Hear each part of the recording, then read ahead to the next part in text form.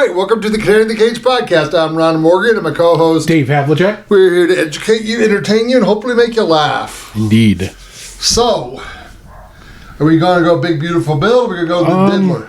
Yeah, I mean, we can start with either one. Those are the big stories of the week. Let's start with the Big Beautiful Bill. Okay. So, it just passed the Senate, and the House passed the Senate's changes. Yep. So now it's going to go to Trump's desk. He's probably going to sign it. No, he's got a ceremony tomorrow in Iowa. He's going to sign it. He's going to auto pen it, of course. Yeah. We'll call that woman and say, "Hey, you're the auto pen lady, right? No, sign that bill for me." He's going to do it on the stage in front of everybody. Oh fuck! This is a nightmare, dude. Like, so now you seem a little shocked because we were talking about this before the show. You seem a little shocked that the Senate can just sneak things in at the last minute. Well, no, they can make changes that they talk about and they agree upon. Yeah. But they don't have to talk about or agree upon them. They just put it in there. Well, yeah, but before they pass it, they will out in the air and they talk about everything. But they don't. They just put things in and then pass it. So is there more stuff snuck in or just the one thing? Well, the one thing that we're going to talk about, because it's related to Vegas and my career as a poker player, my former career as a poker player anyway, but I'm sure there's other shit in there that other communities are upset about. But this is what they do. Like, they sneak shit in and they just pass it through and then... But typically when something is put in, they know who did it. I don't think that's the case. I don't think we do. Well, normally they do because it's pork for their area. Well, so now we're going to get to this part. Is I think that this actually benefits the casinos and like online gambling sites. And I'll talk about why. Before we get there, yeah. Do you think it was an effort to kill the bill? No, this is not big enough to make anybody change their mind. The mayor of Las Vegas came out the morning of. And the poker community... See, I have a theory about... Well, it's not about the mayor, but I have a theory about the Nevada Congress people about this. You think they might have snuck it in? Well, okay, so Dina Titus came out on Twitter today or yesterday after it passed already, complaining about, this is bad for gamblers, this is bad for Nevada, I'm going to create a bill to cancel it. Now... Think about if she's going to cancel it, why she might put it in there in the first place, secretly. Well, no, she's a congressperson, so she couldn't have put it in there. Right. It would have to be the senator. One of our senators, But they're all working together, right? So, if you think about it, the Democrats were always voting no on this, because Orange Man bad. Doesn't matter. They don't care what's in the bill, Orange Man bad. So, the Democrats, especially the Nevada ones, who know this is bad for Nevada... would sneak this in there at the last minute, knowing it's going to pass, so that now they can grandstand and say, this is bad for Nevada, we're going to stop Trump. Oh, Trump did this, how dare he. Now, this is not provable, I can't prove it, it's just a theory. That's actually... Because if you believed it was bad, why are you only on Twitter today after it's passed? Why aren't you on Twitter 2 days ago saying, this is in the bill, we have to stop this? Yeah. Right? She didn't say a goddamn thing about it until after it passed. So they're going to use this to make hay against Trump. It's just a theory. I don't know. No, I like it. That actually explains a lot. Well, actually... Because we don't know who put this in there. Let's see who... There's no name on it. Let's see who comes out. Who's the first one to use it? Yeah. Well, so now I want to get to why the... Well, actually, let's talk about what happened, because we skipped over that. Right. Well, yeah. So there's a provision put in the bill, the tax section, that says if you're a professional gambler, or actually any gambler... Right. Normally, the way gambling taxes work is really fucking stupid. And like, this is where actually Europe has way better than us. They don't tax your gambling winnings at all. This is an American thing. So, shocker. Yeah. So the way it works is, you would think you just take your net and then add that to your income, but that's not what happens. Okay. So let's say that you have a $100 win on day one. Right. And then you have a $90 loss on day two. Okay. You don't just say, I have $10 of income. Right. You can't do that. So what you do is you say, I have $100 of income, and then I take a $90 deduction. Right. Now, normally you'd take the full $90 deduction. Right. So what this bill changed is you can only take 90% of that 90 Right. as a deduction. So basically, it makes it impossible to be a professional gambler. Right. Well, the way it was explained to me, and actually, I heard about this on the Tim Pool podcast, which I don't listen to, but I stumbled across it, and this kind of made sense. If you win $100,000, Yeah. and then over the course of the year you lose $100,000 or more, Yes. you can only deduct. Typically, you can only deduct what your winnings are. Right. So typically, you only you'd have a deduct zero. $100,000. Now you can only deduct $90,000. Yes. So you got to pay that $10,000. Well, you're paying taxes on 10. Yes. That you never won. That you're down. You're down money. It's unrealized gains. Right.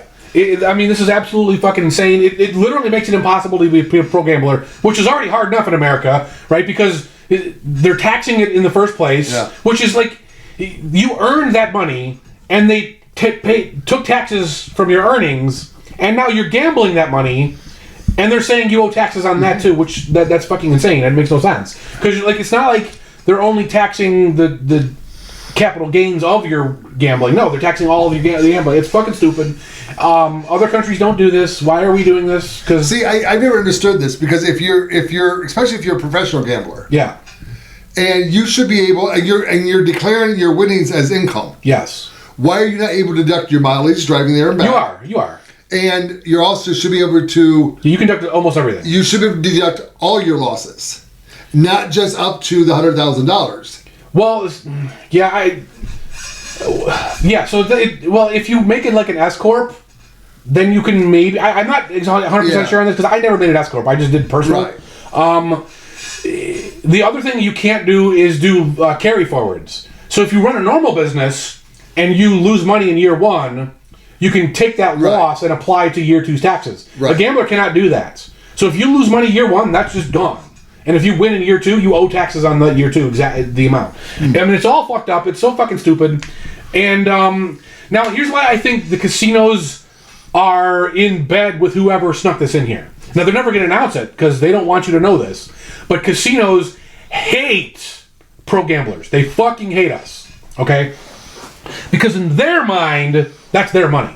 Right. We're taking money out of the house that they believe is owed to them. They think we deliver no value.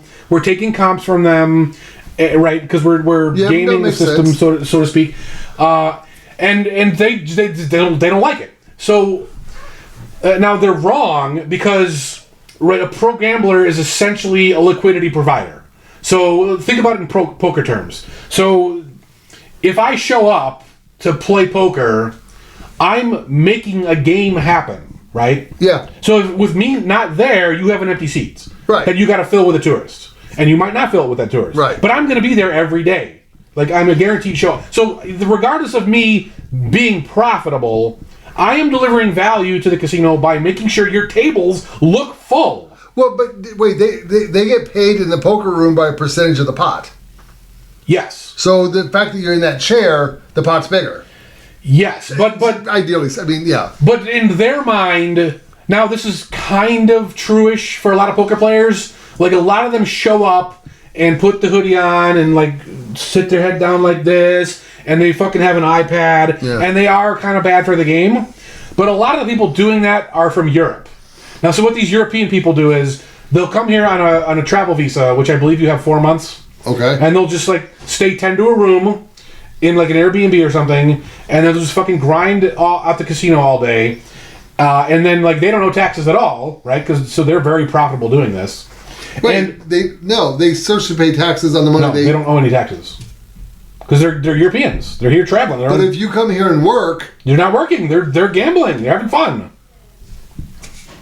Huh? I didn't know that. So even if they win a tournament, now a tournament will automatically take the taxes out for you and then report it for you because they're so nice. Now, if a European wins a tournament, they'll do that, and then the European has to file a redemption form to get that money back once they're back home in their own country. So yeah, they don't pay taxes on that. So like, they're gonna fucking clean house. So like, now these casinos probably think they're pulling a fast one, like, oh, pros are gonna be fucked, but actually no, you're gonna see more of these Euros that actually are bad for the game show up because they don't have to pay this fucking tax. And it's the American pros, the guys who do make the game, who make it friendly, who make it fun, the guys who you put on TV, right? They're the ones who are fucked by this. Well, it's going to be interesting to see how it plays out. Oh, but well, I like your theory on it, though. That makes a lot of sense. It's very plausible. Well, yeah, I don't know how, if it's not initialed, or if they don't know who put it in, it should be automatically removed, though. That's not how it works. They don't give a fuck. Like, now, the other thing is, like, none of these lawmakers actually write laws. They never, ever write any laws. So what happens is, a lobbyist, now whether that's a corporate whatever, or just you, right, that lobbyist writes the law, and goes to their office and says, hey, it would be really cool if you pass this law. And then they just pass that law, right? So that it's all privately written laws. So you could, essentially, you could sneak in anything you want. Of course. Especially if it's like a time crunch like this. Yeah. And then you got like Trump, dumbass, who thinks this is the greatest thing since sliced bread, breathing down your fucking neck. I'm going to hold my opinion on this right now because... Well, this provision of the bill is unequivocally bad. On the big, beautiful bill. Yeah. I want to see if it's big, beautiful. It's like more debts, right? No, see that. Okay, so that's Massey's problem. I'm a Massey supporter 100%. I think he should have voted for this, but he didn't, and I respect him for not doing it. He shouldn't have. Well, but if it was under Biden, he voted for every debt ceiling. We've already talked. Like, why do you keep bringing this up when we've already talked about it? So if he voted to raise the debt ceiling under Biden, why wouldn't he do it for under Trump? Because Trump did not give the same concessions. He said, "I demand X, Y, and Z," Biden gave them. Okay. Trump did not. So the big beautiful bill, if you just do the simple math, it looks like we're adding a bunch of money to the debt. Because we are. But no, what the people are not realizing is the country's going to grow over these... No, it's not. Yes, it is. That's what they always fucking say, and it never works that way. Okay, we just signed a good deal with Vietnam. So dumb, dude. Like, no, we'll see. Didn't. Wait, we didn't sign the trade agreement? No, it wasn't good. For the first time ever, American products are going to be sold in... What products? Whatever they want to sell. What products are you talking about? They can import products to sell. Do you think that anyone in Vietnam, like farming rice, can afford American products? The few American products that we make are all like super expensive. They can't afford that. What are you talking about? We'll see. It sounds like a good thing. No, it's not. Oh my god, dude, this is so stupid. You're gonna find out. Like I don't know why. Like you keep trying to kick that football because like Trump's already lied to you about bombing places. And like that's the one thing I called that out last week. but you keep falling for it. I'm not falling for anything. You're falling for I want to see. This bill. I want to call balls and strikes, and I want to see how this bill plays out. I don't even know what's terrible. Do you know what's in this bill completely? Like 100%? No, of course nobody does. Nobody, like literally nobody does. So I want to see if there's help for the American people now. The government cannot help the people. That's like you still don't get that. The government has abused the people. But the government cannot help. So if Trump was to ban the income tax, that would not help the people? That wouldn't be... Okay, so when I say the government cannot help the people, what I mean is the government cannot take an action that would result in helping the people. They can refrain from doing something. Right. So yes, you're right on that matter. Right, yes. And that's what I want to see. I don't think the ban of income... I think we would have known things about that like that. I wondered if there's... Because Trump has talked about banning income tax. So I'm curious lately. If it's a secret. No, he's like a month ago he brought it up again. So I want to see, but it's not just that. Like apparently when you file your taxes, you get X amount of dollars to deduct from your taxes. The standard deduction. See, yeah, he raised that. Well, it's been going up every year anyway. Okay. So, but let's see how much it went up. Let's see what he does. Social Security. I don't think it's a no tax, but I think it's a tax break at the end of the year or something on it. It's supposed to be good. Let's see if it's actually good. The no tax on tips is amazing. If you're a bartender, you make $15 an hour and you get tips, and and your year ends $100,000, which in Vegas is not that hard to do. Right. You just got a $30,000 raise. Well, do you understand that people are going to start tipping less, right? See, that's okay. No, there's that, and they're saying restaurants might start paying less. Right. And then call those fucking companies out. Call them out. I mean, it's legal, right? You're just not breaking the law. Well, true, but go to social media with that. Okay, that's fine. And start trashing that company. No, we have to fight. Because what do you mean fight? Okay, like you keep acting like there's this pile of wealth somewhere, and then like there's this dragon sitting on it, preventing you from getting your piece of it. That's not how it works. Wealth is created by businesses doing business. So the Libertarian Party meets at the PT's bar. Okay, a version of the PTs, whether it's Sierra Gold or whatever else they call it, whatever. Let's say PTs goes, we're going to start paying our bartenders less because they get more tips now. one, the Libertarian Party should pull out and never go to those bars again. Why? Because you're supporting the workers. You don't know what makes those workers better off. No tax on tips makes them better off. 100%. Not necessarily. How you figure? Because if they're going to if they lower their wages in other ways, if the corporations try to profit from this or make their bottom line better, like you keep saying this. Everybody tries to profit. That's what life is. Right. Your life is profit. And so stop saying it's bad. Stop acting like it's bad. We need to Bud Light their ass. No. Yes. No, dude. That's not how it works. Stick up for your local bartenders. Dude, you only need to fucking... no. This is not how it works. The market arrives at the optimal solution given the rules placed upon them. Right. So it has nothing to do with morality. Stop thinking it's a moral issue. You don't think we the people have made positive changes in corporations before? Not through the means that you're talking about. Bud Light.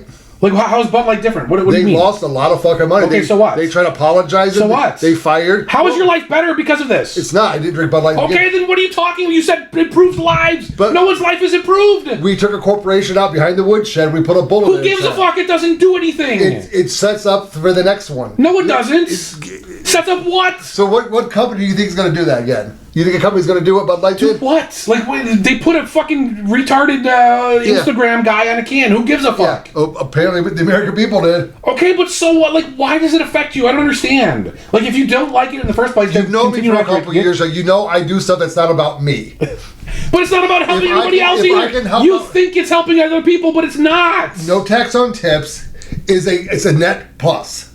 If you change nothing else, sure, but you can't do that. If these corporations try to make changes so you make less money now, put them on blast. They will make changes because corporations' purpose is to make a profit, just like yours is. And the American citizens have a right to spend their money there or somewhere else. Sure, but you're saying we should do it. You're telling me I should spend my... No, you don't tell me where I should spend my money. Okay. You decide where you spend your money. The Libertarian Party decides where it meets up. You don't tell me I have to do anything. You can go and support the company that everybody else is boycotting. Hoping there'll be less lines there for you. That's right, there'll be less lines. You'll get your glass of water a little quicker. And I'll get to tip less, too. That's right. But I'm saying you act like this is some kind of moral issue. It's not a moral issue. People are going to do what they do. It's a moral issue. It's not a moral issue. What you earn is what you're worth. Your earnings are based on the value you provide. And it has nothing to do with morality. You busted my ass when I said that when Trump gets in office, the grocery store food prices should go down. And you're like, they are not going down. They haven't. Yes, they have. When? What are you talking? Gas isn't down? Groceries are down? No. First of all, gas is down everywhere but here. I've been trying to figure out why we California too. Don't forget California. We buy our gas from California. I think that's the problem. But it can't be enough of the problem. I mean, our gas prices per gallon is higher than Chicago. Chicago's the second highest taxed gas in the country. I haven't seen groceries come down. Oh, yeah, they have. I don't know what the hell you're smoking. I'm still paying over $100 a week for groceries. Well, they came down. Restaurants the prices are dropping in restaurants. I haven't seen that either. When we go out, if we go out, all three of us go out. It used to be over $100. Now, doing the same meals and the same drinks, we can get up around $80 now. I want to see some receipts on that. Well, I mean, the prices are coming down.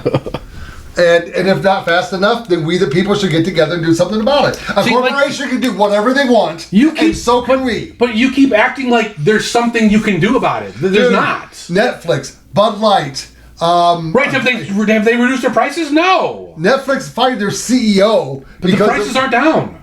On Netflix? No. Yeah, Netflix needs to get Netflixed again. Right, but again, you keep acting like there's something you can do that can improve the situation. There's not. There is. No, there's not. As we the people. No, there's not. Yes. The only thing you can do is start your own competing Netflix and provide better service for a better cost. Like, you can't just complain and have things get better. That's not how it works. Wait, I said that exact same word to you, and you go, well, the podcast is how I'm fighting back. So the podcast is how I'm fighting back. That's fine. I'm perfectly on board with you saying, I believe that I don't want to spend money with a company that does this. Fine. But, like, you're terming it in terms of like morality, where my side is the good, godly people, and you people are the satanic like. No, it's not. People should spend money where they want to. It doesn't matter. For the first time in my life, I think the government gave the American people, a gift. They did something that was actually good on the surface. Okay. It's actually good if it stays right where it's at. Okay. And I don't think a company should be able to sneak in and fix their bottom line. No, and if they do, that's not how economies work.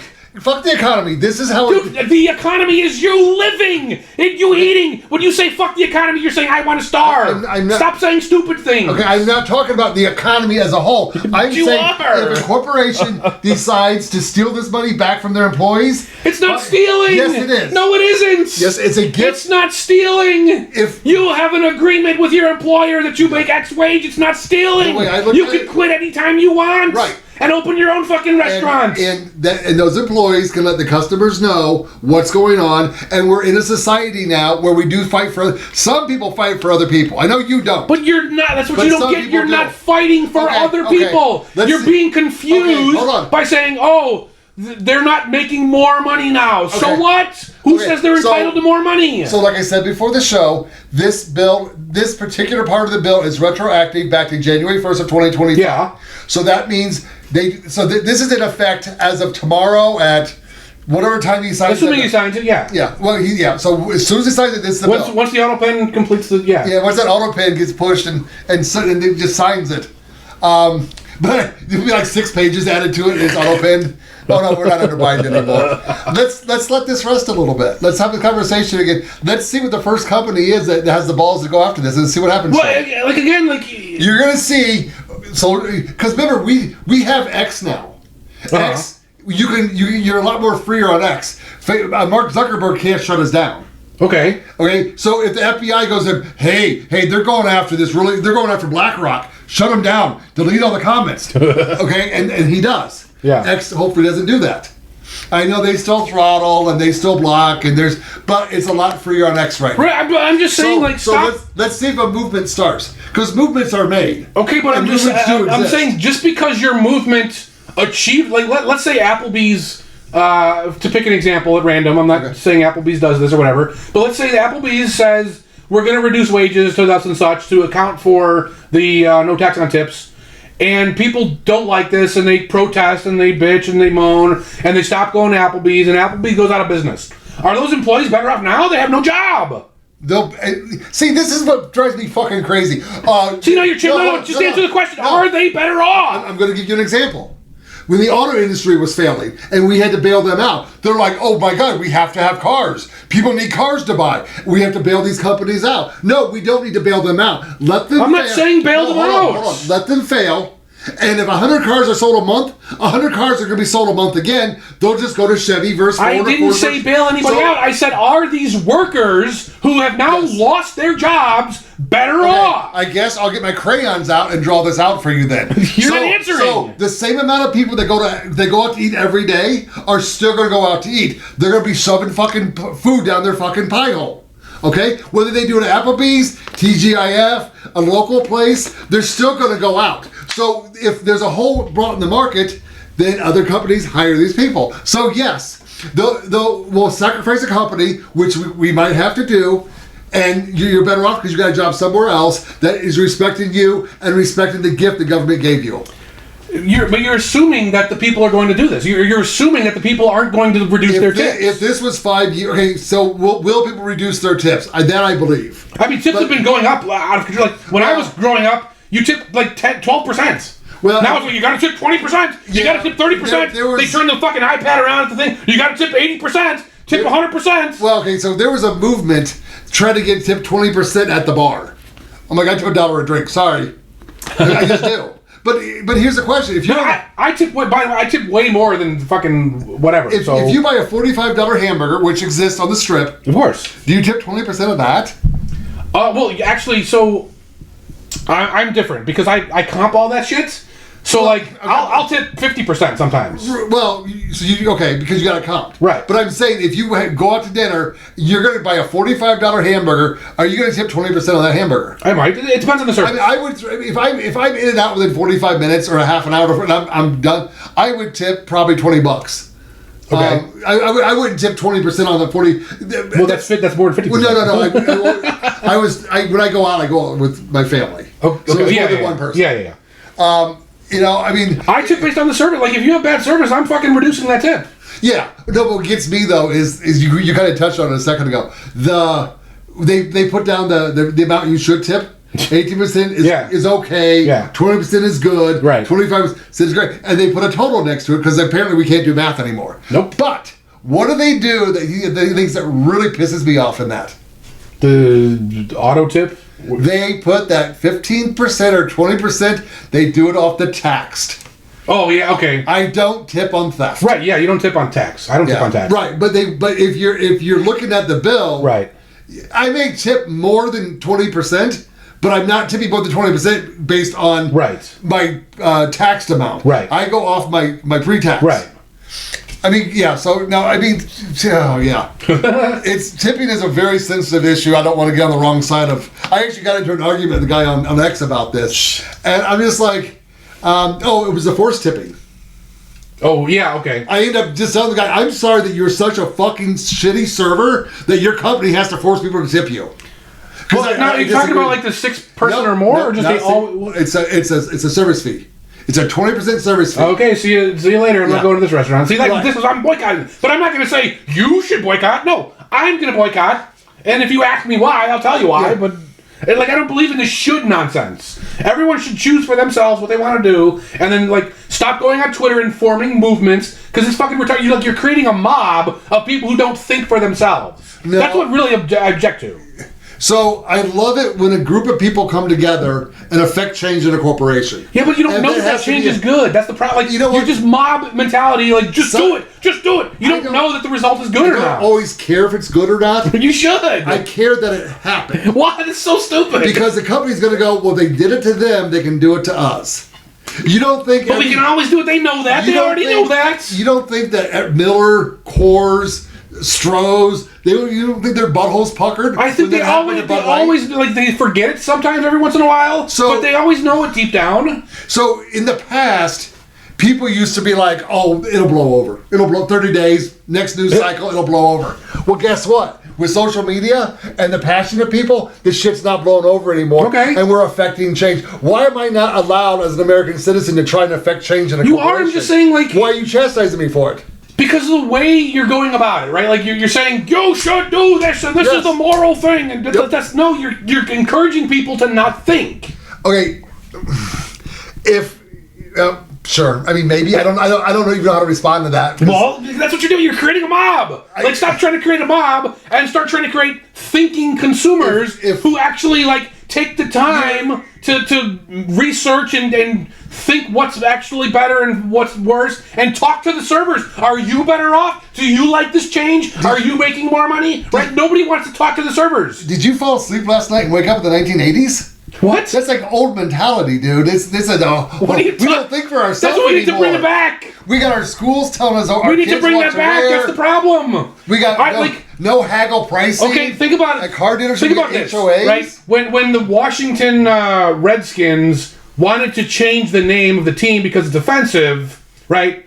All these Native American groups came out and said, "Well, we're not offended by that." Yeah. But no, that's what you're doing. You're trying to make change without even asking the people involved.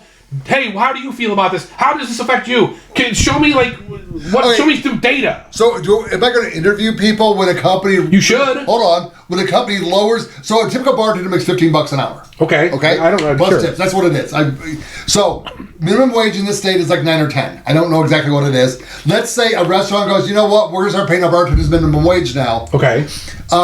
You think I have to ask these people if they're going to be pissed off? It's not about are they pissed off. It's are you better off, worse off, or the same? We're all better off if we sacrifice a company. No, you're assuming again. You're assuming that there's this pile of money out there that the bartenders just can't get at, and if we change this one rule, suddenly the bartenders can get that money. Well, that's not how the economy works. But again, you're going to the economy. I'm going to at the restaurant. There is that pile of cash. I made $5 an hour more before the no tax on tips, and my company took that $5 an hour away from me, and I can't get to it anymore. It's a pile of cash. It's right there. I just can't get to it. They're not taking it away. It's not yours. If they lower your hourly rate, they are taking it away. No, they're not. You're not entitled to a specific wage. You get the market rates. Technically, you are. No, you're not. If you got a letter that a job offer letter, and it says but bartenders don't get that. I guess you could break down to how they advertise the position if they put it in writing. But again, but they could just fire all the current bartenders and rehire new ones at the new wage. So are they better off then? Well, no, not if they do that. No, but if you have all these rules in place, that's what they're going to do. Take the company out behind the woodshed. Again, it's not the answer. By the way, I'm not advocating shooting anybody. That's like an old reference to an old Yellow movie where the dog was dying and they had to take the dog out behind the woodshed.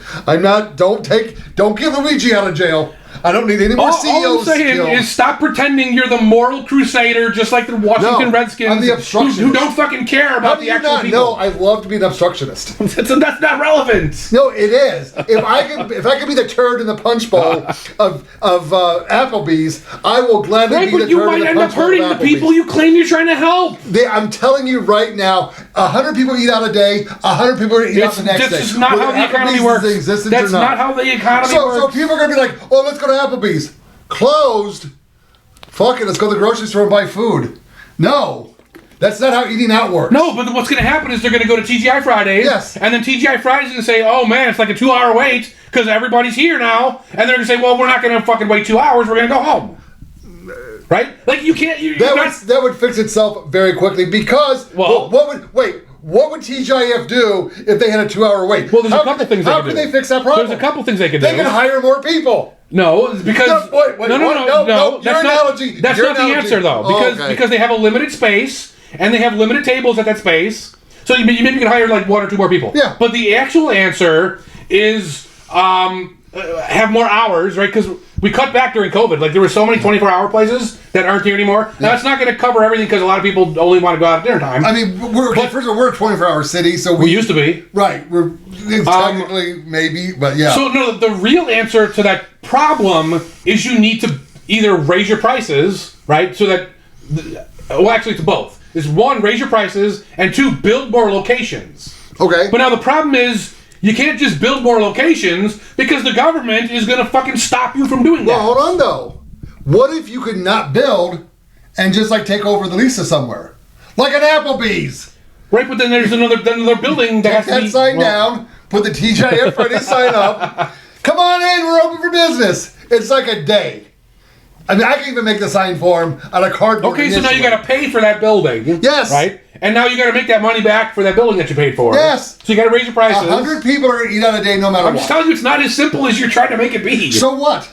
So stop acting like it is. Because I can't prove it is, and you can't prove it's not. No, it's not. I know it's not. No, in your mind it's not. No, it's just not. You live in this little bubble. The economy is not simple. You can't just say, let's tweak this one little rule and everything will be better. You can't do that. So going back to the car dealership analogy, do you think less people would have bought cars if Chevy went out of business? Do I think less people... I don't know. Like, there's no way to know that. That's the problem. If 100 people bought a car for the last 60 months, 100 very low number. But if 100 people bought a car every month for 60 months in a row, you don't think 61 month is still going to be 100 people? There's no way to predict that. That's the economy doesn't behave the way you want it to. This is why every time... The only thing that changes is Chevy went out of business. This is why every time you come to the meetup, we have this tiny little book that's like 60 pages long that's called Economics in One Lesson, and we all say to you, Ron, read this book, and you never read it. Read the fucking book, Ron. You want to know why I won't? Because I asked you, you don't do this.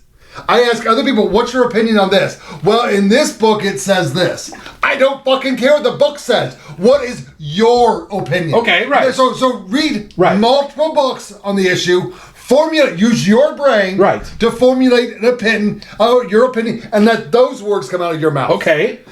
When somebody goes, well, this book says this, I'm done, I'm out. Okay, so again, this book is like 60 pages long. It's not an opinion book. It's a book about how to properly think about economics. And I cannot possibly deliver the value of that book to you better than the book will. Okay, but what makes this guy right? Read it and find out. Like I can't. Henry Hazlitt. Okay. He's an old school libertarian. Milton Friedman, I'd probably like, okay. He's an old schooler. He was in that club. Yeah, okay. Dude, read the fucking book. Like, I'll fucking go to the next meetup. I'll get a copy. I will bring it here. Read the book. Will you read it to me on the podcast? No, it's like 60 pages long. You can sit there and read it, and I'll get my little sleepy hat on with the little ball at the top of it. Read the book. And I'll just get all cozy. It's not an opinion book. It's a fact book, but it's his facts. Yes. Okay. It's not even a fact. It's not even a fact book, because a fact book is like, okay, I recorded this stuff and I saw in the world. He's not doing that. He's explaining how to properly think about like these economic issues. So if somebody was, what do you call that thing that's got like 2 hardcovers and a bunch of like soft stuff in the middle with a bunch of words written on it? Oreo? And a bunch of lies on it? Oreo cookie? What do you call that thing? Oreo cookie? It's a book. A book can be full of lies and still be a book. Fine, but read it. But it can still be full of lies. Okay, if everybody that's smarter than you about economics... Who's smarter than me? Economics? Yeah. You qualified that statement. Okay. Is telling you to read this book, and it's only 60 pages. It's not a fucking long-ass, complicated book. There's no math equations. You don't have to do homework. There's no, like, problem solving. It's 60 pages long. Read the book. It's in plain fucking English. It's basically written for a high school level. How many words per page? It's a very small book. Read the book. Large print or small print? Read the book. All right. I mean, I just finished my first book the other day. Oh, my God. You're supposed to go, you wrote a book? Was it Goodnight Moon or what? No, you're supposed to go, you wrote a book? No, I read one. Yeah. No, my wife is she's learned through universities and stuff and book reading and books. Her and I argue all the time because I'm just like, how do I know that person's right? Just because they scribbled it down on a piece of paper doesn't make it right. I understand, but like you just said, to read all these other things and form your own opinion. Well, if you don't read it, you can't form an opinion. If I read that book, I have to read more books. No, you don't. To formulate my opinion. No, you don't. See how fucking annoying that is? You don't. I'd rather just be a blowhard. Because you know how much more fun it is being a blowhard? Because again, this is not a fact-based book. It's not like the moon landing. So it's not fact. It's not. Wait, the moon landing was. It's philosophy. It's like think about a philosophy. It's a way to think. No. I actually like philosophy books. Okay, then read the book. If I were to say what books I've read, what type of books I've read the most of, it's been philosophy, and also the other one, which is probably fairly similar to philosophy, telling how people have figured out if people are lying or not based on like body movements and eyes and which direction their eyeballs go and setting the baseline up. So I read those books a lot, which is I still think is kind of a philosophy book. And then whoever wrote the Lenny Bruce book, this book right here, stop writing books, dude. You took an amazing comic and you just fucked it up. So. Yeah. Hopefully he's not alive and going to sue me. That's my opinion. I could be wrong, but I'm pretty sure I'm not. Well, P.Diddy might sue us because we're about to talk about him. Oh, the P-Diddler. Well, so he is guilty. Yeah, of some things. Well, those charges make no sense to me, by the way, but we'll get into that. So he had 5 charges against him or 4? 4 or 5, I forget. And yeah, there was 4. 2 very serious ones. Yeah. Like racketeering and RICO. Yeah. Those not guilty on. Right.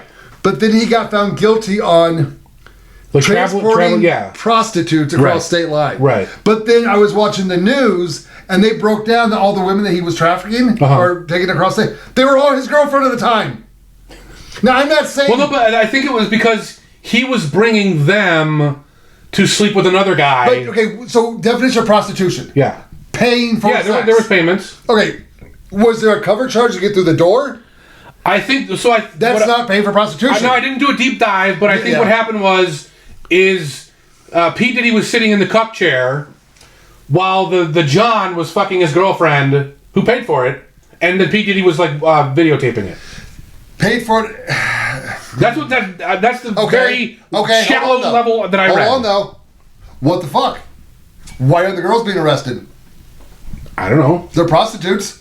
Well, he pimped them and like he coerced them and whatever. He was not found guilty on trafficking. I don't know, dude. He was not found guilty. That's not how courts work. Like that's just not how it works. Well, no, I made the call a couple weeks ago. He was going to get off completely. I mean, like they do this all the time. Where if you and I commit a crime and we rob a bank, right, and I agree to testify against you in exchange for immunity, they're allowed to do that. It's the word prostitute that just drives me crazy because one, prostitution.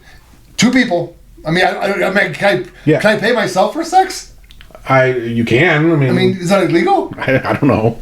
I mean, I take the money in my right hand. I'm sure that I put it in my left hand. I'm sure the statute specifies that kind of stuff. I don't know, but the charges were all fucked anyway. I don't know if it's a setup to let him get off, or if they had so much information they go, well, we can't release this because it makes Obama look guilty. We can't release this because it makes a bunch of Hollywood people look guilty. We mentioned this a long time ago when this whole thing started.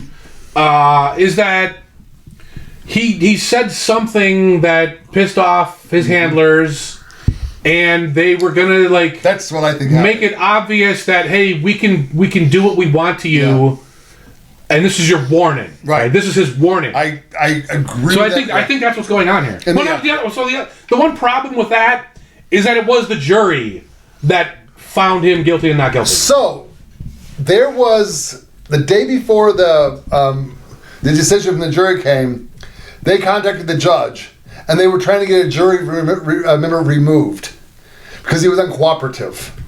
Huh. Okay. So we don't know if there are. I mean, because let's just understand. You could have plants in a jury. I mean, I referenced the New York case against Trump, where there were no charges, but yet they found him guilty of 34 charges when there was none. So you can have people in the jury paid to say and do a certain. So they control the jury. Yeah, I don't know, man. So I believe he pissed somebody off, and this was a smackdown. And I also believe, he should be out on bail. I am not sticking up for this man. I do not want him out of prison. I do not. If I had children, or my wife would never be allowed to be around that man. But by the law, I don't think they have a right to hold him in jail without. But you can say he's a flight risk, but you have to understand his lawyers are probably telling him he could get time served and be done. Yeah. So why would he flight if he's done? Because if he can easily get to a country where there's no extradition treaty. He can never come back and see his family. I don't think he cares, dude. What family? What are you talking about? Oh, he had a huge family. He's got twins. He's got 2 sons. He can just bring them to him. He doesn't give a fuck. I don't think it's a flight risk. And so what? Yeah. So who isn't a flight risk? A lot of people aren't. Who? People who don't have private planes. Who can't walk across Canada's border and get on a plane in Canada? The fucking border is what, 2,000, 3,000 miles long? People who don't have any money? You can walk across it. Yeah, right. Have you seen some of these people that they've fucking put on trial? They're 300 pounds. They lose some goddamn weight. Yeah, well, they're not gonna. That's what I'm saying. They're not a flight risk. Or they have a sick mom. I think it's. You're using weird analogies. I'm not. That's what they actually argue. His dog's dying and he wants to be. That's what they literally argue in court to the judge. Like, we have a sick mom. He's not going to fly. Right? He's not going to risk. Okay, so the 2 charges that had violence attached to them, not guilty. Yeah. So right there it says he should be released on bail. Well, no, wait. But the standard to bring charges is probable cause. Right. So they allegedly had probable cause that he did these things. But they were wrong, though. Per the jury. Per our justice system. No, it's not that they were wrong. It's that... Probable cause means 51% likely. That's what it means. That's what it means. No, I know what you're saying. I'm just like... And guilty means 99.9999%. What does not guilty mean? So, not guilty means somewhere in between. Right? Because it's guilt beyond reasonable doubt. So if the jury thinks... Well, we're 65% likely that he did it. Can he be tried again for those charges? No. Can the judge in 2 years go, you know what, you should serve 7 years, go to jail for 7 years? So he's not guilty on those charges. Right. So they're done. They're over. Yeah, they're done. Okay, so it's a 0. In your analogy, it's not a 0. It's a 0. No, it has not to a 0. In the eyes of the law, it has to be looked at as 0. No, it's not 0. And here's the other thing. The video they showed of him beating up that girl in the hotel. Uh-huh. Why was that allowed to be shown? Somebody, again, I didn't deep dive this, but somebody mentioned that she's one of the prostitutes. Who gives a fuck? Well, I think that whole beating incident was during one of his sessions. So that was part of the trial. Okay. Assuming that's correct. I don't know. So he was never charged with that. No, I'm saying he was never found guilty. I'm saying that incident. I know. He was never found guilty of it. Okay. It's a state charge, not a federal charge. Yeah. So that video should not have been shown. No, that does not follow. The jury. That does not follow. Because again, like I said, I didn't deep dive on this. I didn't verify it. But what I heard, you're probably right. Was that the video was during a prostitution session. Therefore, it is evidence of that event. So we saw money change hands. We saw her having sex with another man. No. Wait, what? Wait, prostitution charges. We saw... No, hold on. Prostitution charges. What else could we see? Okay, do you somehow think that if there's like a robbery of a convenience store and they show the surveillance footage of the convenience store, for example, like you saw the guy steal a Twinkie before he robbed the place? Okay. Would you say that's prejudicial, you can't show that? No, it's part of the same event. It was in the commission of the crime. Yes, that's what this was, allegedly. Okay, again, it's the word prostitute that really throws me off. But there was if I see a man put a Twinkie in a pocket, I see that. Yeah. If you want to say this happened during the prostitution, right? But we're saying the crime you're on trial for is pointing a gun at the cashier and robbing the money, not the Twinkie. It's still robbery, though. Right, but we're not talking about the Twinkie. The Twinkie's not. You're not on trial for the Twinkie. Okay. That's a state charge. It's different. The state has to handle that. Okay. But they're showing the full video. They're showing you taking the Twinkie. Okay. That's the same thing. No, it's not. It is. Because what in that video proves that was part of the prostitution? Well, what in the part of the video with the Twinkie proves that he robbed the clerk? If he goes Twinkie, pocket, gun, money? Yeah, but you should cut out the part with the Twinkie. That's not relevant. It's still theft from a store. But that's not what he's on charge for. That's still a state crime. But he's not being charged with the Twinkie. Then let it go. Then don't show it. I mean, you show the whole video. Why would you show it? You just show the whole video. That's what you do. So, because then you can get a sympathetic jury. Oh, well, he was stealing the Twinkie because he was hungry. Okay, well, that's their risk. So, don't show the video. That's their risk. That's the prosecutor's choice. But there was nothing in that video that linked him to the charges. Was it what he did in the video wrong? It proves that he was in the building where the alleged event took place. That was a hotel. Oh, right. So, were they having freak-offs in hotels? Yes. He was in the cup. You know what a cup chair is? Yeah, but I don't. What I don't understand. All right, let's. So when you go to a hotel, there's always that chair in the corner, and you're like, why would you sit in that chair? That's the cup chair. Every hotel has a cup chair. Yes. I've sat in those chairs before. Oh, well, gross. There you go. I used to work in the. It's the cup chair. I did not know. I don't know. But no, yeah, I think your theory is likely correct, but you can't control a jury. You just can't. No, you can if you can try, but you can't actually do it. If it's a setup from the get-go. Yeah, you can't. There's too many fucking variables in there. It's just too hard. Then explain the Trump jury to me. They were in New York. It was New York. Everybody in New York, like, vote purple hair, you're in. Let's go. That's easy. Has your hair ever been purple? Right. I accept this jury. It's fucking easy, man. So, no, I do believe that it can be, juries can be manipulated. The list might go out the day before that actually comes out, and you have your chance. Yeah, and guess what? I don't know, man, because the defense attorney would be all over that shit. They weren't sequestered either.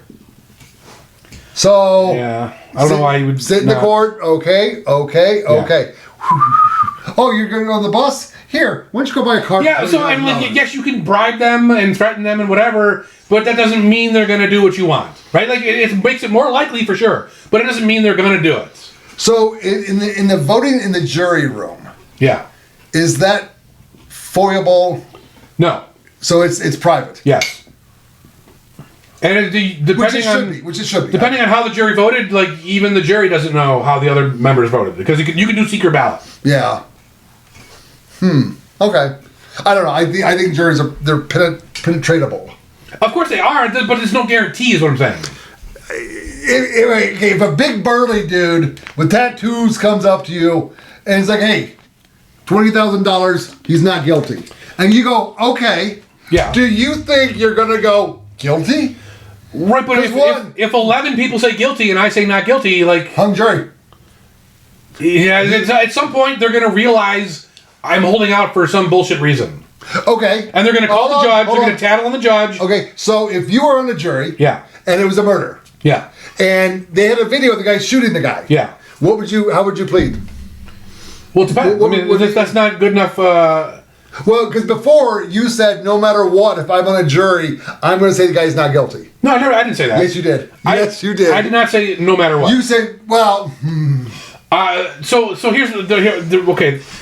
When you say there's a video of a guy, I know he did the act. Okay. And as far assuming the video's real, not AI, whatever. Like and these days you can't even prove that anymore. So I don't know. But let's assume I believe the video. Yeah, video's real. Does that mean he committed the statutory crime of murder? Okay. Not necessarily. It could be manslaughter. Did you see the video? Could be self-defense. Did you see the video of the YouTuber shooting the YouTuber?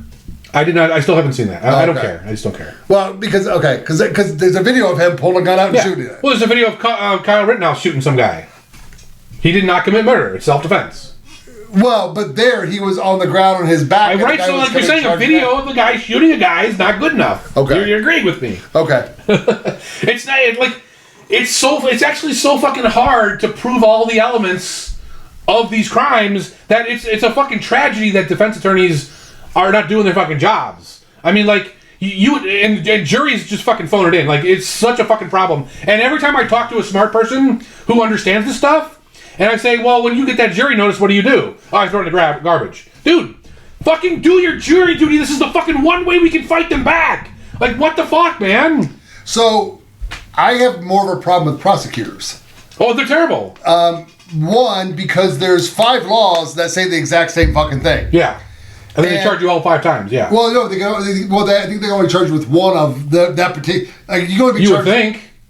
Well, whatever. Depends on what state you're in. So the fact that there's multiple laws for one crime, I think is a help to the defense, because it leaves it open for more interpretation to go like, well, they are charging him with murder, but they could have charged him with murder 1. Right. But they didn't, so why did they charge him with murder, and why not manslaughter when it's all, you could kind of confuse the jury, because they did compare that jury to the OJ jury. But the OJ jury was confused with DNA. Right. Because I think that may have been the first time DNA was brought into it wasn't in a major trial, Yeah, in a major trial. So, and that's what confused the jury.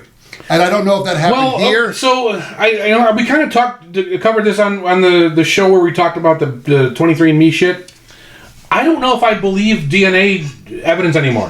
I don't know if I do either. Because, like, it's not that I don't believe in the science. The science is fucking rock solid. But you can't put the science on that trial and ask it questions. Right? You can only put people up there and ask the people questions. And those people are fucking lying all the fucking time. Right. And it's like, when you have a fucking forensic lab that the prosecutors work with, they're getting paid to be there, okay? They're getting paid to answer the questions the prosecutor goes over ahead of time, right? They fucking coach them on the questions they're going to ask. They can talk to the other witnesses against you and corroborate their fucking stories. I can't, as a jury member, I cannot go into the DNA lab and verify chain of custody, the machines all work, right? I'm just listening to some dickhead say, yeah, I verified it, yep. Oh, thanks for my payment, Mr. Prosecutor. It's all they're all lying. I thought there was a scientific reason not to trust DNA anymore. Not really, no. DNA is, like, very reliable. Assuming they did it right, which, how do you know? You're talking to a guy who says he did it right. I have to look into that, because I could have sworn there was something that... Well, so generally, they get it down to, allegedly, they get it down to a 1 in a billion match. And there's 8 billion people in the world, so you can say, well, it could have been 8 other people, but then, like, those other 8 people were in India, right? Yeah. Like, they didn't do it. So, yeah, it's very solid, assuming everything was done properly, right? Which, you cannot fucking prove that to a jury, as far as I'm concerned. Nobody can prove anything is done properly anymore. Right, and it's a huge problem because juries keep voting guilty. People are incompetent at their jobs. People will fudge stuff to get certain things done a certain way. There's a lawyer I watch on YouTube, and like he went over this case that just happened where the police forensics expert was just lying on hundreds of fucking cases. I mean, like, just lying, straight up fucking lying, making it up, saying, yeah, that guy did it. Because, and a lot of people don't know this, but, so first of all, only like 50% of murders ever get resolved in a conviction. Right? Really? Yeah, like half murders, like you never convict anybody. And the half they do solve, most of those are the cop thinks it was the boyfriend, so he brings him down to the station for a consensual chat, which the boyfriend is too dumb to know is consensual. Don't do that. And he says, we got your DNA, we got your fingerprints, we got the weapon, we got the body, we got everything. Are you guilty? and then they say, "Yeah, you got me." So okay, and they confess. So that brings up an interesting thing because this case I heard about it when it happened. I never really looked into it. You're talking about the guy in Chicago with the writing on the table. Oh no! I told you a different one. Okay. No, this just happened. Okay. The Idaho murders. Oh yeah, the. So the guy was caught pretty quickly, but he was caught in Pennsylvania or something. Okay. Apparently, there are a group of people that think he's not guilty. I don't know enough about the case. I mean, but they got him to change his plea to guilty. Yeah. And they're removing the death penalty off. Now, would you, if you're faced with a mountain of evidence, but you didn't do it, and the death penalty is attached, would you plead guilty to avoid the death penalty, or would you fight the fight? I don't know, man. Like it's hard. It's so hard to say, answer that question when I'm not in the situation. Because I've got a friend who went to jail, and I believe he did this to get less years. I don't believe he committed the crime. Yeah, a lot of people would do that. Yeah, and I believe that's what happened. So now, I was. This is actually the case that started the whole discussion about shit in a chat room I'm in, and it was a dark web chat room. Someone brought it up, and what they were saying was they got his phone records, where your phone's always spying on you with the GPS and shit, and it was in the location at the time the murders happened and all this shit. And I'm like, yeah, but they could just make that up. They could just fucking lie. You know what I mean? Like, if a guy from the phone company gets on the stand, and the prosecutor's paying him to be there, and he says, yep, here's the logs, here's this piece of text that says his IP address was in this GPS coordination at that time. That's not proof. That's just a fucking piece of text on the screen. Like, they could make this up. It's just all bullshit, man. Like, they could just literally say, I don't like that guy. I think he did it.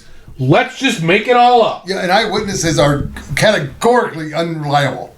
Right. I mean, and the cops coach them too. I mean, like they do lineups. Yeah. Now in a lineup, there's all these criteria that you're supposed to do, right? Like you can't talk to the victim. You can't do anything to influence their choice, but they do it all the fucking time, right? Like I've heard cases where the victim was being brought into the room, and they saw the guy being walked in cuffs, whereas they saw the other guys not being walked in cuffs. I mean, like you can't. That's a tainted fucking thing, and you're supposed to have your attorney there at the time to be able to point that shit out. But guess what? Defense attorneys don't give a fuck. They're in on the take too. Like, most of them. I mean, they're all part of the fucking bar association because the government makes you in order to practice law. So I was streaming Bull. I was watching. No, I'm trying to find something for you. No, don't look.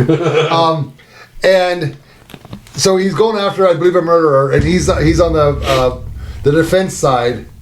Or he's on the prosecutor's side, and right in the middle of trial, what sounded like a cell phone went off. Yep. And the judge is like, "Okay, whose cell phone is that? You know, this is blah." And the guy who's being charged goes, "Oh, I'm sorry, Your Honor. It's my mother's medical alert. She needs her medicine. May I give her medicine, please?" So he goes back and gives his mom the medicine, and they're like, "Holy shit!" The jury's just like, so Bull goes. Bull is the TV. You want to talk about that, Bull? No. It's a court drama. He's a jury scientist. Or, okay, like a voir dire expert. Yeah, well, he picks the jury. Yeah, voir dire. They do voir dire. Yeah, and so when it was his turn, they were bringing up a witness to talk about him. He had 4 U.S. Marshals surrounding this witness, bringing her to the stand. And the prosecutor and the lawyer's like, "Come on!" And he's like, "Well, you did the medicine thing." Right. The judge is like, "This shit's got to stop." So I don't. This is an old video. No, I don't know if I'm going to be able to find it. Dancing with a little generic search term you got there. Well, but it's back in the day it would have worked. So there's a video of people dancing. Okay. And you're watching the video. Yeah. And a bear dances through the crowd of people. Oh, like you don't notice the bear? You don't see the bear. Yeah, I've seen that. But then when they slow it down, they show you the bear is there, and you go back and watch the beginning of the video, you see the fucking bear. So what I remember was it was a bunch of people passing a basketball around. Oh, maybe, yeah. And the narrator says, "Okay, count how many times they pass the basketball." Right, so you're focusing. So you're focusing on that, and then there's a bear. Yeah, I remember seeing that kind of stuff. So that's why I saw him do this. Right. Actually, the best movie about that is My Cousin Vinny. Yeah. And actually, like lawyers actually cite that as one of the most accurate law movies. I'm done with this guy. And actually, the best scene is when Marissa Tomei was saying how qualified of a mechanic she is. Right. It's a bullshit question. It's a great movie. Okay, I think we went different directions on that one, but that's fine. Do you have anything up here you want to show? Let's see here. I don't have anything related to the talks, but let's do the Monero giveaway at this point. So last week we showed you a video of the Italian president, prime minister, whatever the fuck she's called, Meloni. And she looked kind of fucking weird. Something weird was going on. Yes. And we asked you what you guys thought was going on there. So we got 6 answers this week. First one is from MoneroMash. And he says, Meloni was clearly taking the same stuff as Jacinda Ardern. And she's the PM of New Zealand or something. And he sent a link on that. So let me pull that up. So she's going with the nose and making some weird facial. Do you remember the train car? Train car? The president of France was in there, and a few other people, and the camera came on, and there was a bag of white powder on the table, and someone grabbed it. No. And then, this time, Zelensky was on there too. So yeah, it's just all the same. So that was MoneroMash's answer. So let's get him in the wheel here.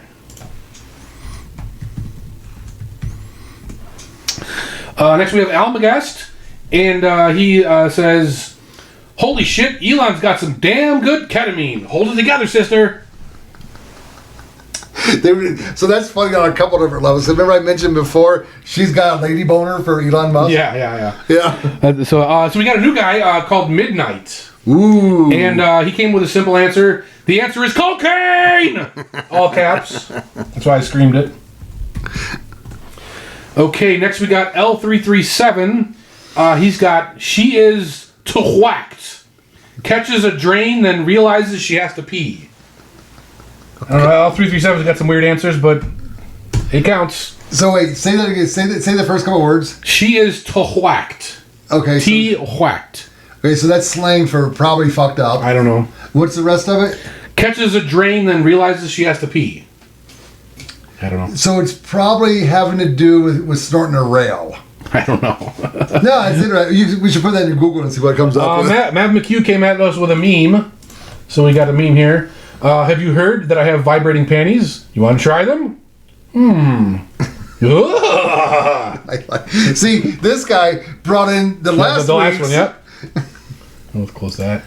So that was a MavMcQ's answer. And last but not least, we have Ein. She looks like she's picking up radio signals through her tooth fillings, saying, "Put the pineapple on the pizza." Very offensive. Do you understand the pineapple on the pizza? Well, it's Italian. She's Italian. No, we don't tolerate that shit. No. Well, there's something That's else? code in Pizzagate for send over like a certain kind of a kid. No, dude, do you remember Pizzagate, right? Yeah, of course. Yeah, when it first came out, it was like, no, come on. But if there's videos that people have went after, Ellen DeGeneres, Oprah Winfrey, they've all talked about order a pizza. Let's order a pizza. Yeah. Let's do this with a pizza. Oh, it's a pizza. I don't think that's where Ein was going, but that's another layer on top of that. But the pineapple on the pizza, I believe it's a well, so like she's the PM of Italy, which like we don't tolerate that shit. But was pizza invented in Italy or China? Well, it was actually invented in America. Oh. But they do have like analogs to pizza that came from Italy. But yeah, so there's our 6, and right, 1, 2, 3, 4, 5, 6, and let's see who wins. Midnight, the new guy. All right, the new guy wins. I did tell you in the chat, make sure that you watch the show because this is the only place you're going to learn that you won. So come find me to collect your Monero. Let's see, what do we got here? Oh, we got some sad news. Oh, yeah.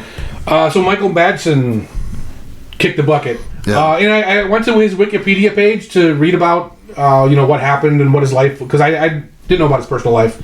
And it's basically nothing. So you know what that means, don't you? Sorry, I was doing something else. So, like, when an actor's Wikipedia page has, like, no info for their personal life, what that means? Yeah. What does that mean?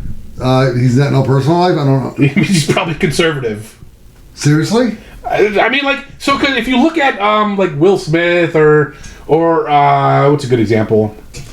Fucking Rob Reiner, or all these people. Yeah, Mel Gibson. Robert De Niro. He's conservative. Mark Wahlberg is conservative. Do they? Yeah, but they're very loud about it. Yeah. No, but like, who did I just say? Robert De Niro. Right? You're gonna see. Oh, he does all this charity work with activism and blah blah blah blah blah. It's like fucking paragraphs and paragraphs. Like, I don't give a fuck. But when they have someone that's like libertarian or conservative leaning, like Clint Eastwood, even he's like a little bit loud about it, but not too, like, it's only when people ask him. Okay. It's like his shit is barren, right? Like, they'll say like one bad thing about him, right? Oh, he was arrested in 1978 on drunk driving charges or some fucking stupid shit, right? That's how you know an actor was probably conservative. So Michael Madsen's is pretty barren. So he might have been libertarian conservative type. Okay. But yeah, he apparently was found dead at like 67 too. He wasn't that old. Ooh, yeah, he was 67. I was just looking at the pineapple on pizza thing's got me all like in a fucking wormhole right now. Because it may or may not be a Pizzagate thing. But okay, so this is the story that I heard. Son committed suicide. He blamed the wife for committing suicide. Their wife is divorcing, which might be not true. And it might, to me, and he was found unresponsive at his home. So the Wikipedia page said that they were not getting divorced, as far as we know. But Wikipedia is not a... No, it's not. It's not reliable. But like, I think it mentioned like someone close to the family, or even himself said that. So yeah. I don't know. I didn't really click the fucking references. I don't care that much. I had a teacher out of college. But now I assume he took the fucking COVID shot because he is an actor. Like, even the more conservative actors still had to keep working, and a lot of them caved. Yeah. So who knows, man? Who knows? So I had a teacher. It was professor. I don't know what you call it. People at college. And he goes, I don't want anybody citing Wikipedia because it's not factual. And the reason it's not factual, I changed something on my Wikipedia 6 months ago, and it's still there. And I was like, who the fuck do you think's going on your Wikipedia? Right. So now, like, go to 9/11 and say that it happened on 9/12, and watch how quick that shit gets changed. They have the alerts. Well, they get notified. They let customers, the readers do it. Right, but there's power users, as they call them, and they get alerts when their articles get modified, and then like they'll immediately come in and reverse it, even if it's like referenced. And dude, if you click the talk link on Wikipedia articles and read their debates, they are fucking insane, dude. It's hilarious. Really? Like, especially when you see like the government comes out and changes the definition of something. Yeah. Like when they change vaccine. Like if you go to the talk page, because they can't wipe that out. That's like permanent. Yeah. It's fucking insane, dude. They're insane. Okay, so Wikipedia, what does it say about Uranus? No, not Uranus, the planet. Yeah. Which, by the way, my kid's teacher, it was pronounced Uranus. Okay, yeah. She changed the pronunciation of a word, of a planet. But it's Uranus. No, it's Uranus. It's Uranus. Uranus is so much more funny. That's okay, but it does not. Okay, so that's no longer a planet. What? Yes, it is. No, it's... You're thinking of Pluto. No, that's the dog from Goofy. That's Goofy's dog. Right, but it's also the former planets. Is there a planet called Pluto? It used to be. There is. Okay, so it's Pluto and not Uranus. Yes, Uranus is fucking massive. Okay, so Uranus is not massive. Uranus is massive. Uranus is massive. I got you. So it's big enough to be a planet. So they changed the definition. Pluto, then. So what happened was... But I just want to say Uranus on the podcast, so I don't really care. They didn't have a formal definition of the word planet in astronomy, and like they kept finding all these little ice balls that were bigger than Pluto, and they're like, well, we can't make all these things planets, so we got to fucking sit down and write a definition. And like the best definition they come up with excluded Pluto. And now, actually, funny thing is, that was not the first time they kicked out a planet. So there's an asteroid in between Mars and Jupiter. Okay. It's a massive asteroid called Ceres, and that used to be a planet. And they kicked Ceres out. So like it's a thing that happens. How the fuck did you just pull that up out of your head? I just know this. I follow this stuff. I follow science. You follow Uranus. How do you follow your own anus? It's easy. It's like a dog. You double jointed? Did you ever catch your own tail? Not yet. Do you have a tail? I'll get there. So, but yeah, so Michael Madsen, he was in a lot of pretty badass movies. I think he was in True Romance. He was he was in Reservoir Dogs. He was in definitely a lot of Quentin Tarantino. Yeah, he was in a lot of Tarantino movies. Great actor. I mean, like he made fucking Reservoir Dogs. Very recognizable. Yeah, may never have been an A-lister.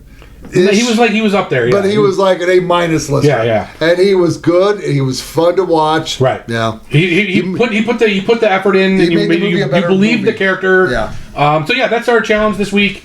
Is just give us your favorite Michael Madsen performance. There you go. What else we got here? You got anything else? No, I only had the big beautiful bill and. Okay, I got one more thing. We actually got a story from MavMcQ. Ooh. Yeah, he posted this in our chat room today. So he goes, my 22-year-old trail running son went for a night run last night up in the canyon. He parked in a picnic area with an open gate. The park has a posted curfew. Yeah. When he came off the mountain, the gate was closed and locked with a padlock, and it was before the park closes.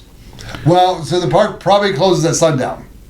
Or he's saying that his son was leaving before the posted closure the posted sign said 9 o'clock, and he was there at 8:30 or something. Yes. Okay. So the gate was posted and locked with a padlock. He said to himself, "What the fuck?" He was trapped and had no cell service. So apparently, it's blocked in. Like Canyon kind of gives it away already. So he did what any man would do and broke the fucking lock. I share ownership of the car with him. I got a text from the county sheriff's office saying that I needed to call them to get the padlock removed so I can drive my car out of the picnic area. I was like, what the fuck? Because he had no service, right? How could you call them if there's no service? The fucking cops locked my kid in the picnic area in the middle of the night with a padlock, not knowing if he was injured or dead or even eaten by a mouse. Like, they didn't even look around. Some counties will search for you. Yeah, well, so this is the most retarded thing ever. Pissed off to protect and serve my ass. So is there an issue with the police with this? Apparently. So now I don't know what his son or he said to the cop when they called, but I did have some advice in the chat room, which is one, right? Okay, your car was there. That's fine. They have their license plate, everything. Yeah. Okay. Prove that I broke the padlock. Well, no, I would go a different route with that. But go ahead. Sorry, finish. Prove that I was driving the car. Okay. Prove any of these statements that you're accusing me of thus and such. Now, if you're not going to come arrest me, fuck off. Yeah. If you are, I want my lawyer. Right? Don't admit to anything. Don't even admit that you were there. All they know is that your car was there. Yeah. They don't know that you were there. No, and that's very valid. But here's the other thing. I would go after them for locking the car up. Because I know driving's not a right, it's a privilege, blah, blah, blah. But what if you came down with a medical emergency? Right. And you needed your vehicle to get you somewhere? So they don't know that that's not true. The issue with that is that you now have to admit that you were the one who was there. No, but I would. I mean, don't do that. First of all, props for having shit in your car that cuts locks. Yeah. No, I mean, that's. I don't even think I even have a lock cutter on my car. Well, we did do a lock picking show, right? We could just. Well, if he picked the lock, he could just relock it if I would have known. That's another thing. Get some lock picks. Unless you're in Nevada, because they're illegal. Lock picks are illegal here? I covered it on the show, man. Come on. Dude, come on. Seriously? I drink a lot. We got a show? This is not our first show? No, it's our first show. What the fuck, man? No, but kudos for having that lock picking. Having a lock cutting device on your car. Yeah, I don't know. Do you get all the boots in your car? Is that why you had that? I don't know what kind of liability you can apply to the city or the county or whatever for them locking it early. Like I don't like. It depends on what state you're in, what county, all that kind of shit. But talk to a lawyer. Like, do not talk to the cops on the phone. Yes. Right? So talk to your lawyer. So if you take your car and you block another car in, you can be ticketed or arrested for reducing his right to travel. Yes. Is that not the same thing? You one would think it is. I mean, to me, that even if it's like. Even if it's after hours, I would say you don't lock that fucking lock. Right. First of all, you're a sheriff's department. Guess what? You're 24 hours. Right. So let's just get down. So if you don't want to get the dogs out and go searching for somebody, which, okay, maybe you don't, but give it an hour. Come back. Right. How about worry about your citizens? Yeah, I think what happened was like somebody who gets off at 10 decided they wanted to take off early because they had a hot date or something, and then said, "Fuck it, I'm just going to lock the gate. What could go wrong?" But here's the weird fucking thing. Like, if you're in that situation, I get it. Sometimes you want to leave early, but you got there. There's a car there. Yeah. Right. Too fucking bad. You can't just lock that gate early. Leave the padlock unlocked. Right. Put the dude's windshield. Hey, dude, can you lock up on your way out? Right. What the fuck, man? I mean, I would totally do that. I'd be like, oh, cool, man. I'll take care of this guy for him. These people are unreal, man. But no, like, no, I would file a complaint. But I'm an obstructionist. I like being the turn of the punch button. You're like, dude, just hide behind a tree. Hide behind a tree. I would say only do that after you've resolved the fact that they have no evidence against you. So if they even hint about coming after you with charges, get a lawyer. Yeah. Well, they'll get a lawyer anyway. There's no harm in talking to a lawyer. Right. But it's free to talk. Yeah, but I mean, if they're going to come at you with charges, I would respond back with a lawsuit. Because they stopped your freedom of travel. Yeah. But here's the key thing. How's he going to prove that lock was locked before the park closed? He had no cell phone coverage. Well, right. Well, but you still have. Did he take pictures? You can take pictures. You have the clock. No, yeah. What I was able to prove the clock didn't do shit. Well, so the phone will record the timestamp when you take the picture. Right. That's what I'm saying. So take a picture. That would work. Yeah. And try to make a phone call. I don't know if that. I guess if you're not on the network, you're not on the network. Right. Yeah. It won't do But yeah, I don't know. But if that ever happens, prove that you're there. Especially sign park closes at 9. 8:45. Right, exactly. That kind of shit. No, that would piss me off. I would. There you go. I mean, if he didn't do any damage. Well, he broke the lock allegedly. It's a fucking lock. Yeah. So we were. It's probably a $10 lock at best. I used to go out with this group. I don't do it anymore because I don't have the right vehicle. Well, I guess I do, but they're not roadworthy right now. Or they're trail worthy. They're not roadworthy. But it's Snore. Southern Nevada Off-Road Recovery. Okay. So we would go out and recover people if they were stuck or lost in the desert because you can die. Yeah. A healthy person can die if you're stuck in the desert. So if you or your family gets a hold of us, give us pertinent information, we went out. These dudes had keys to the padlocks of the gates. I'm like, how'd you get it? He goes, well, the Rangers just give them to us, man, because they know where I hit up. But actually, the funniest thing was, it was a Sunday morning. There was a dirt biker it was in California, but it was just across the border. So they called us, and we went out, and we were going down 15 South, and we hit the California traffic. Yeah. Dead fucking stop. So we're all like, well, we could do a U-turn, double back, go to that exit, come up with the frontage road. And one guy goes, guys, there's a fucking dirt road 5 feet off this road. Yeah. So we're all like, sweet. So we all just kind of climbed I down. bet you didn't know this, but that dirt road is Las Vegas Boulevard. The old one? Yeah. Yeah, it's probably it's probably a service road. Yeah, it goes all the way down. And our thing was, one, is it illegal to drive on it? Because there's no sign saying you can't. Right. And if it is, we're going to tell the guy what we're doing, and the cop's going to have... So we're cruising down this... People are honking at us. Like yelling at us. But one kid, he got out of the van, and his mom and dad were trying to, he was pissing, but they were trying to block views coming this way, and we went by this way. We're like, hey! But yeah, no, that was a fun recovery because we hit snow. Yeah. We hit snow in the San Bernardino County up in the mountains. And, jeez, that's way the fuck out there. Yeah, no, my truck came back muddy as fuck. And in the desert, you don't really get that like you do in the Midwest. Wow. But yeah, no, that was I probably should. I mean, I guess I could use my razor. I don't know. Maybe I won't hook back up with them. But here's the thing with my razor: I can't run my fucking razor on the street. Well, we already covered that. So I can't. So I have to leave my truck and my trailer in the middle of the fucking desert somewhere. What? Yeah, that's how if I go off roading. It's ridiculous. Wow. And have you seen? Have you seen the fucking vehicles they allow them? Have you seen this? No, the Cybertrucks. No. I'm talking about the 2-seat electric vehicle. Oh yeah, the little like trike thingy. It's it's like 2 seats parallel like this, and it's like this wide. It's probably I haven't seen. It's like this wide. It's the width of a seat. Huh. Tourists can rent them, and they put them on the road. Oh yeah, okay. My razor is 1,000 times safer than that. Okay. I can't drive my razor on the road. Dude, I see fucking like buggies. You know, like it's not horse drawn, but it's a buggy like a big golf cart essentially. Yeah. And they take tours, and those are on the roads. Right. So if they can't go more than 15 miles an hour. So next time you see that thing, check out the plates on it. Why? I bet they're not Nevada plates. I could very easily go to, I think, Montana, a few different states, and license my Razor. Okay. And get plates for it for Montana. All I need is a P.O. box. Yeah. But there's a Nevada law that says if you live in the state of Nevada, your vehicles must be registered in the state of Nevada. Yeah. So if I get pulled over, which I would because I'm driving a side-by-side, a Razor on the street, and you live in Nevada, you have out-of-state plates. Those little 2-seat electric buggy things, where the fuck they are, Montana plates. Well, so the law about having to live here has like a 30-day or 60-day grace period because for people who move here. Right. No. And the cop doesn't know when you moved here. Issue my driver's license. Okay, yeah, it depends on like the dates on it. I've been here for like 7 years. He's gonna be like, but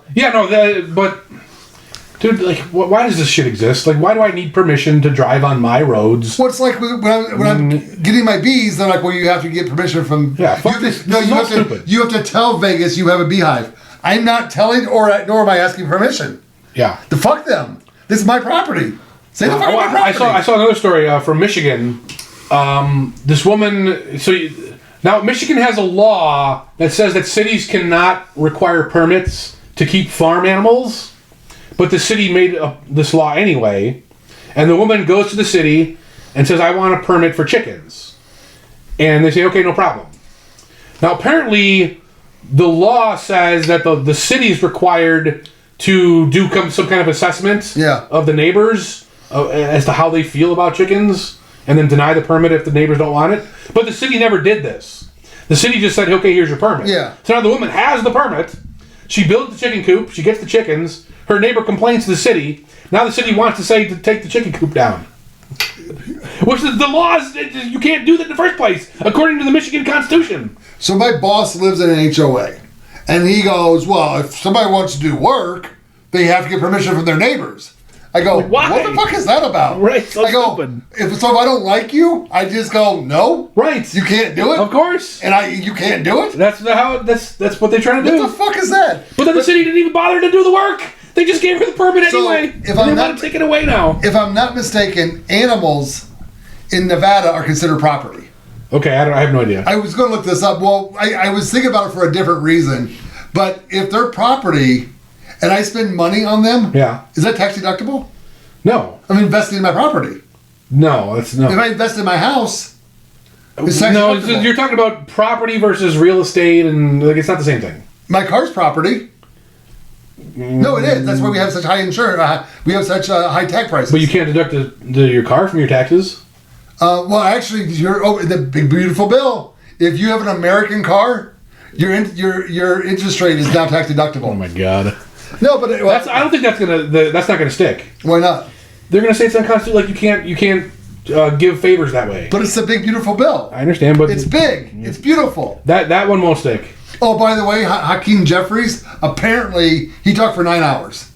He had a moon bag on, or the same thing the astronauts wear. So he was walking around with the pant load. I mean, at some point he had to be. God.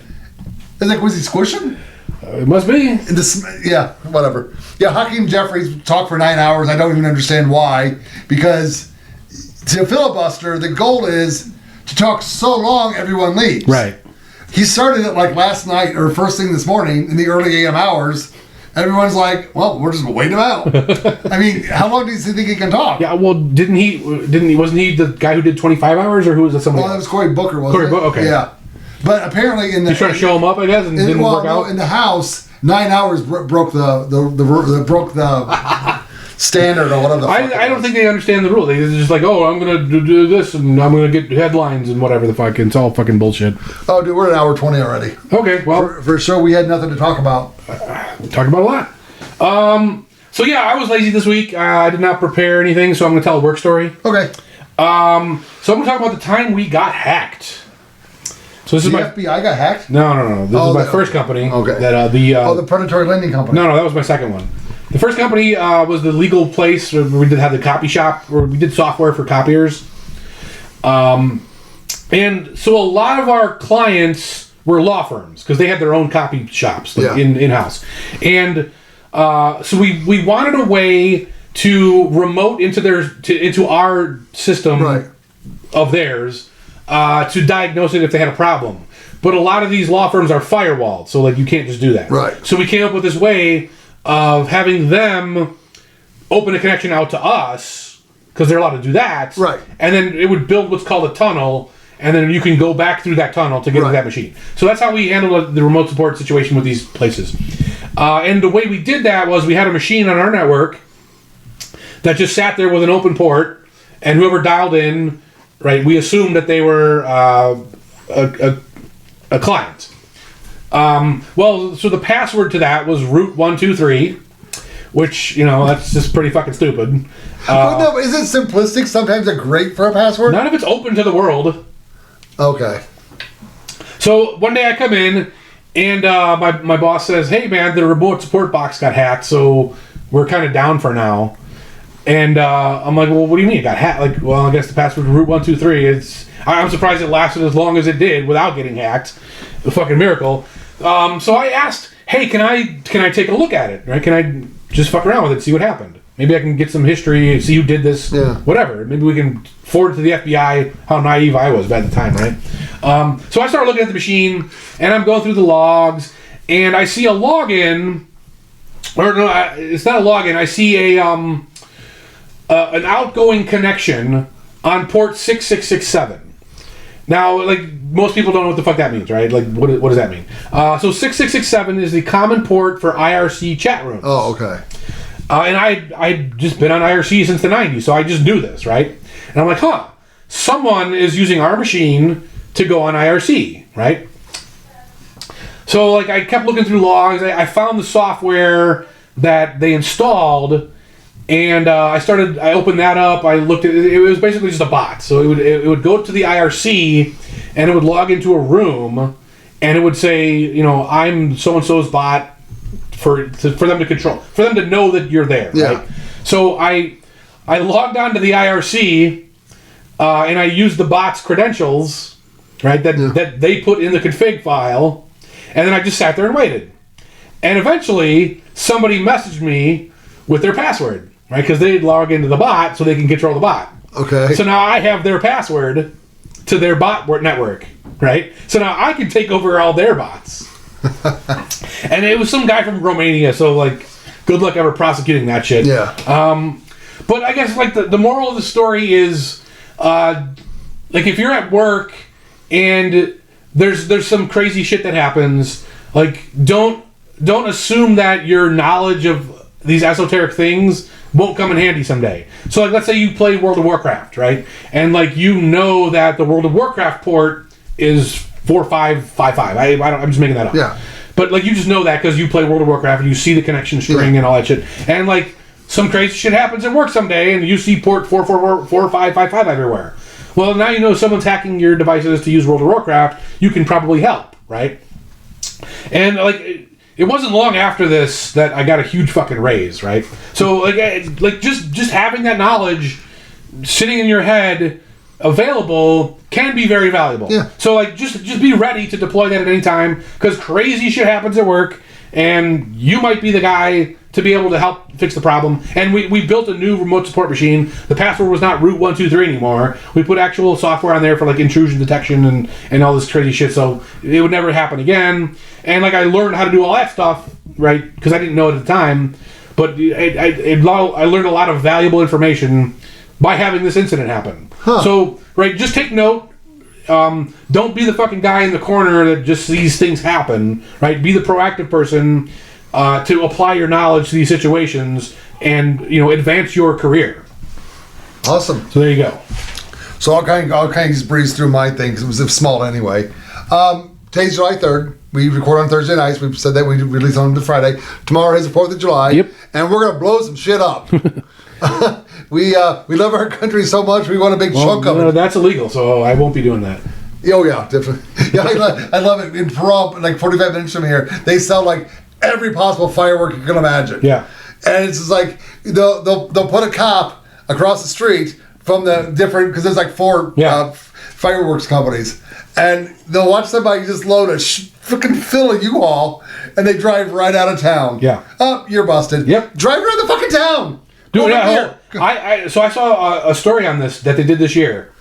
So they have cops in the store watching what you put in your carts. Yeah. And buy. Like, they're fucking ridiculous. Okay, if the store is not complicit with that, that's entrapment.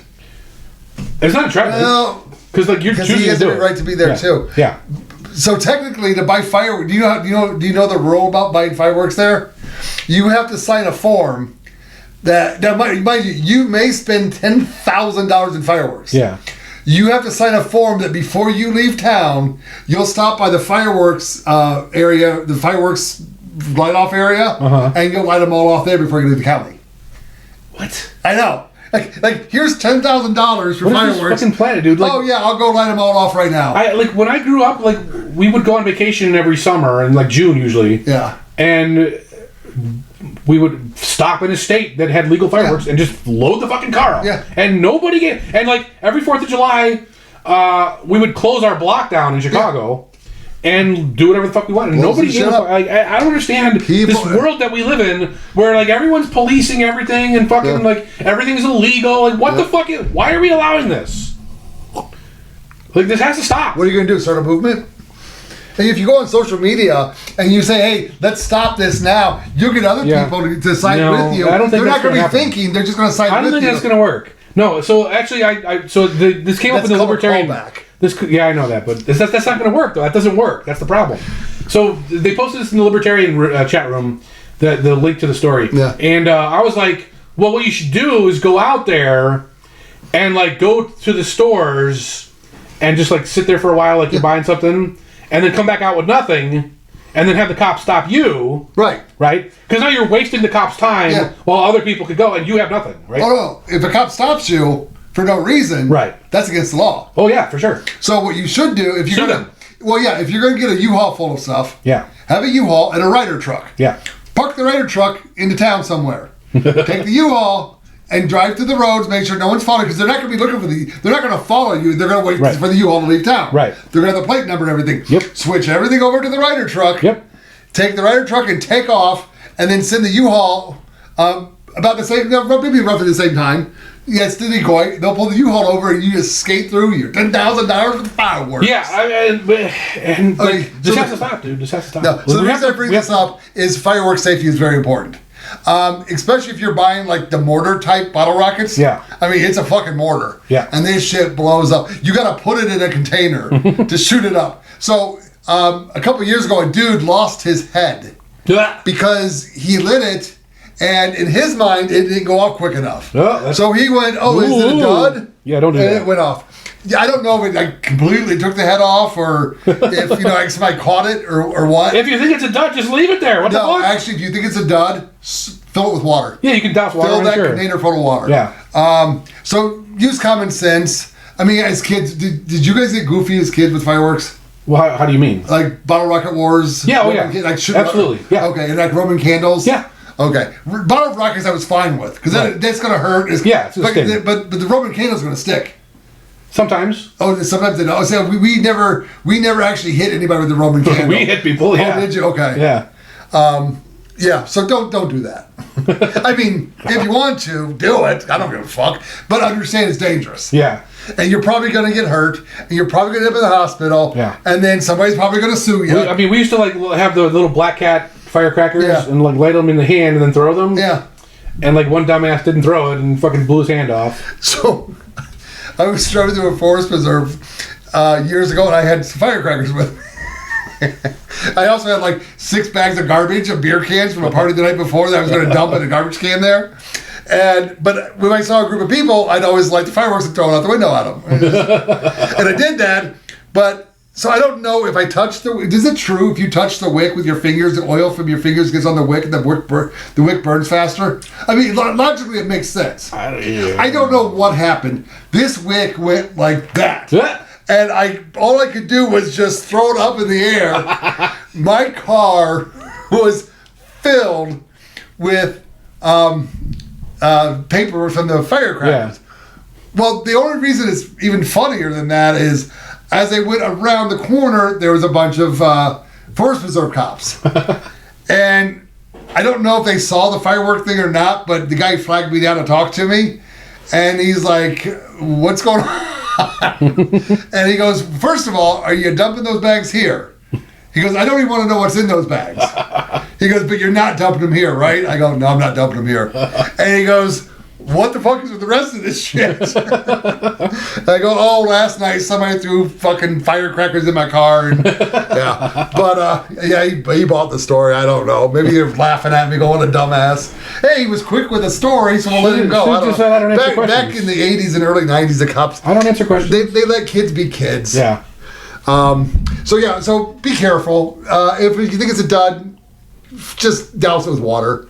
Have first aid kits on hand. I say this like I would do this because I wouldn't, but do it anyway. Have wound care, have like some stuff for burns. You know, I mean, shit happens, and these, you know, sparklers. What the fuck is up with sparklers? What do you mean? We give them to kids. Yeah. You can weld with a sparkler. Like, if you wanted to weld like some thin metal, you could probably get it to weld. And these kids run around with it. Yeah. Like a 3-year-old will run around with a sparkler that's probably 3,000 degrees. Yeah, I don't know. What's wrong with that? It's freedom. You poke your eye out with that. I never saw anyone who did. I know. But yet, I gave him to Mike. He'd run around. Do it like this. Spell your name. Yeah. I think the internet made things more dangerous.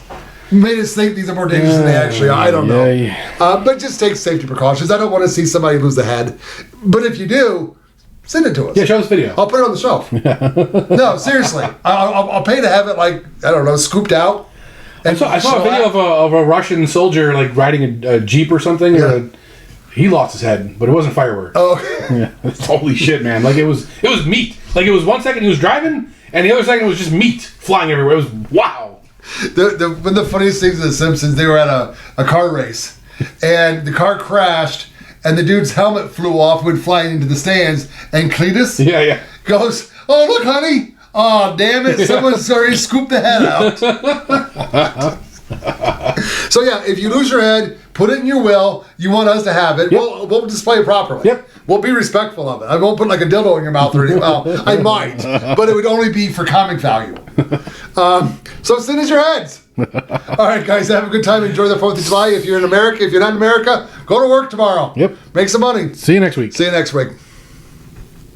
Thank you for joining us at the Canary in the Cage podcast. Don't forget to like, subscribe, and share us to help build the community. You can find us at Odyssey, Rumble, YouTube, or your favorite podcast app, and even on the dark web at I2P. Thanks for listening, and see you next time.